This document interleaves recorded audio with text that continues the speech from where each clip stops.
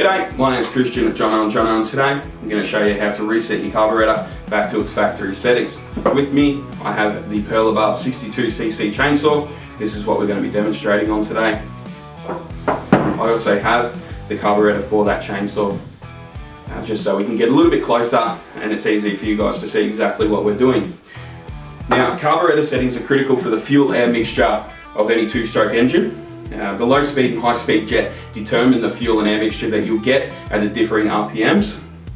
These settings sometimes do require a little bit of adjusting depending on the climate or area that you live in.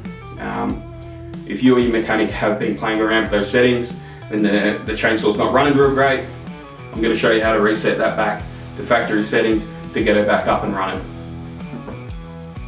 Alright, so I've got the Pearl Above 62cc chainsaw here. What we're looking for is this little gap just here. So this one here is where the carby tuning screws are.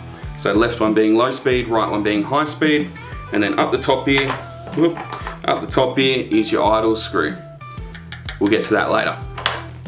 Now, I've also got the carby here outside of the chainsaw, just so it's a bit easier for you to see what's going on. So first of all, what we want to do to get back to factory settings, we want to turn the screws all the way clockwise until they bottom out. So turn all the way clockwise till they completely bottom out. And then next, once they're completely bottomed out, you want to turn them back one full 360 turn back the opposite way, so anti-clockwise. So one full 360 turn, and do the same for the other one full 360 turn, and that's your carburetor back to factory settings. Your saw should start after this, and that's when you can start playing around to make it start running a bit better as well. Now, when your saw is started, that's when you want to start playing with the idle screw here.